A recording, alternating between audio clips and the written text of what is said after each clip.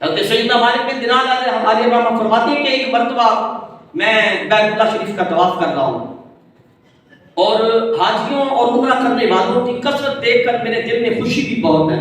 یعنی میں خوش ہو رہا ہوں کہ ماشاءاللہ اتنے لوگ حج اور عمرہ کرنے کے لیے آئے ہوئے ہیں، لیکن میرے دل میں یہ تڑپ تھی کہ مجھے کسی طرح کاش یہ معلوم ہو جائے کہ ان میں سے کس کس کا حج اور عمرہ قبول ہوا ہے اور کس کا نہیں ہوا، تاکہ جن کا قبول ہوا انہیں مبارکباد پیش کروں اور جن کا قبول نہیں ہوا ان کے ساتھ اظہار تعزیت کروں.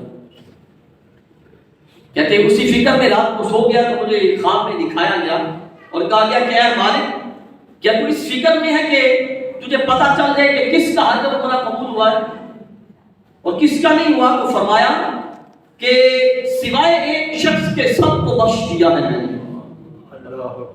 کوئی مرد ہو، عورت ہو، بچہ ہو، بوڑھا ہو، کوئی اجمی ہو، عربی ہو، گورا ہو، کالا ہو، سب کو بخش دیا سوائے ایک بندے کے. حضرت مالک بن دینار فرماتے ہیں کہ میں سویا رہا، میں نے کہا شاید ہو سکتا ہے وہ ایک بندہ میں ہی ہوں، لیکن کہتے اگلی رات جب پھر ہوئی تو پھر اسی طرح دکھایا گیا اور اس وقت بات آ گیا کہ وہ ایک بندہ جسے اللہ نے بخشا نہیں ہے وہ تو نہیں ہے، بلکہ وہ بلخ شہر کا یعنی خراسان کے علاقہ بلخ شہر کا رہنے والا ایک ابن ہارون نامی شخص ہے. اس پہ اللہ بہت ناراض ہے، اللہ نے اس کی حج کو رد کر دیا، اس کے حج کو اس کے منہ پہ دے مارا ہے. حضرت مالک بن دینار فرماتی ہیں کہ میں صبح اٹھا اور اہل خراسان کے قبیلوں کے پاس آیا اور ان سے پوچھا کیا تم میں بلخ میں رہنے والے کچھ لوگ بھی ہیں؟ انہوں نے کہا ہاں ہیں، وہ فلاں جگہ پہ.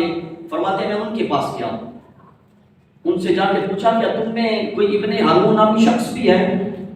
انہوں نے کہا اے مالک، آپ نے اس شخص کے بارے میں پوچھ لیا ہے کہ اس وقت خراسان میں اس سے بڑا زاہد کوئی نہیں ہے، اس وقت اس سے بڑا خراسان میں عابد کوئی نہیں ہے.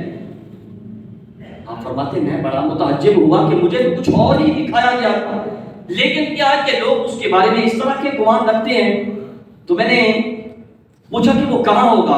تو انہوں نے بتایا کہ 40 سال ہو گئے ہیں وہ دن کو روزہ رکھتا ہے، راتوں کو قیام کرتا ہے اور اس کا مقام ویرانے اور کھنڈرات ہیں اور اس وقت بھی وہ مکہ معظمہ کے کئی ویرانوں میں آپ کو ملے گا. حضرت والد بن دینار فرماتے ہیں کہ میں اس کی تلاش میں مکہ معظمہ کے ویرانوں میں چل پڑا. اچانک ایک دیوار کے پاس مجھے وہ مل گیا، اس کا بایاں ہاتھ کٹا ہوا تھا اور اس نے اپنا بازو گردن کے ساتھ باندھ رکھا تھا، اس کے ہنسلی کی ہڈی میں سوراخ تھا اور اس میں اس نے زنجیر ڈالی ہوئی تھی جس کے ساتھ اس نے اپنے دونوں پاؤں کو باندھ رکھا تھا اور اسی حالت میں وہ سجدے اور رکوع میں مشغول تھا.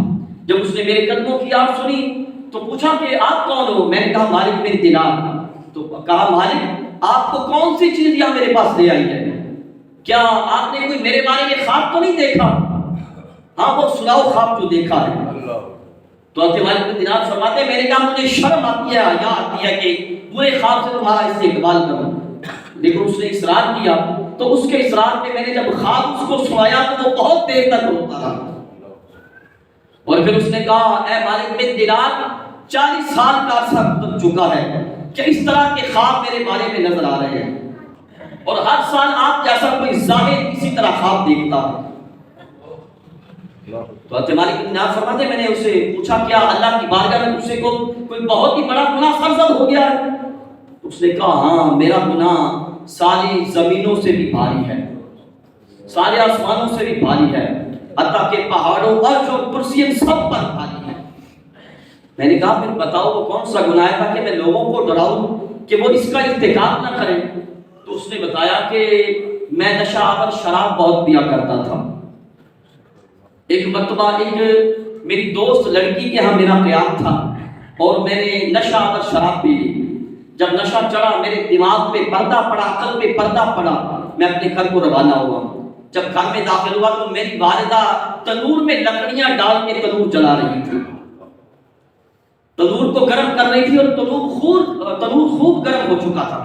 جب میری والدہ نے مجھے دیکھا کہ میں نشے کی حالت میں گرتا پڑتا چل رہا ہوں، لٹ کھڑاتا ہوا چل رہا ہوں، اس نے مجھے نصیحت کی کہ تجھے اللہ سے حیا نہیں آتی؟ آج شعبان کا آخری دن ہے، رمضان کی رات ہے، کیا لوگ روزے کے ساتھ ہوں گے، تو نشے میں خود پڑا ہوا ہوا. کہتا میں نے ہاتھ اٹھایا اپنی والدہ کو دھکا دے دیا، جس کے بدلے میں میری والدہ نے کہا تیرا ستیہ ناش ہو جائے.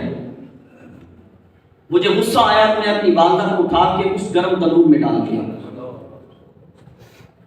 کہتے میری بیوی نے مجھے کمرے میں بند کر دیا. جب پچھلی رات ہوئی میرا نشہ اترا, میں نے اپنی بیوی کو آواز دی کہ دروازہ کھولو. اس نے میرے ساتھ سختی کے ساتھ بولی اور دروازہ بھی نہ کھولا. میں نے کہا کہ آج کیا وجہ ہے, ایسی سختی تیری طرف سے کبھی دیکھنے میں نہیں آئی. تو اس نے جواب میں کہا تو ہے ہی اسی لائق کہ تیرے پر رحم نہ کیا جائے. میں نے کہا وہ کیا وجہ, کس لیے؟ کہا کہ تو نے اپنی ماں کو قتل کر دیا ہے, تو نے اپنی ماں کو گرم تنور میں ڈال دیا اور تیری ماں جنگ کے راکھ بن گئی ہے. کہا جب میں نے یہ سنا تو میں تو آپے سے باہر ہو گیا. میں نے دروازے کو اکھاڑا, باہر نکلا, تنور کے پاس گیا, جا کے دیکھا کہ میری ماں جلی ہوئی روٹی کی طرح کوئلہ ہو چکی تھی. کلہاڑے پہ نظر پڑی, کلہاڑا اٹھایا, تحریف پہ اپنا بایاں ہاتھ رکھا, اس کو کاٹ دیا. اپنا ہاتھ کاٹ کے اپنے سینے کی ہنسلی کی ہڈی میں سوراخ کر دیا اور اس پہ زنجیر ڈال دی جسے آپ آج دیکھ رہے ہو. اور پھر اس زنجیر کے ساتھ اپنے پاؤں میں بیڑیاں ڈال دی اور کہا تب سے اب تک 40 سال گزر چکے ہیں, دن کو روزہ رکھتا ہوں, راتوں کو قیام کرتا ہوں. اور کہا پھر ساتھ اس وقت میری ملکیت میں 8000 دینار تھے جو میں نے سورج غروب ہونے سے پہلے صدقہ بھی کر دیے. 26 لونڈیاں اور 23 غلام بھی آزاد کیے. جتنی زمینیں جائیداد میری ملکیت میں تھی ساری اللہ کی راہ میں وقف کر دی. آج 40 سال ہو چکے ہیں. ہر سال حج بیت اللہ کے لیے بھی آتا ہوں, لیکن ہر سال آپ جیسا کوئی عالم میرے متعلق اسی طرح کا خواب دیکھا ہے کہ میں عالم ہوں. تو یہ صلاح کس چیز کی تھی؟ اتنا بڑا عابد اور زاہد کہ 40 سال قدرت ویرانوں میں گزار دیے. 40 سال دن کو قیام اور دن کو روزہ اور راتوں کو قیام. 8000 دینار کی شام سے پہلے صدقہ بھی کیا. ساری جائیدادیں اللہ کی راہ میں وقف کر دی, لیکن اس کے باوجود جواب آتا ہے اس کا حج بھی قبول نہیں ہے دوستوں میں سے. تو یہ کس جرم کی پاداش میں؟ ماں کی گستاخی.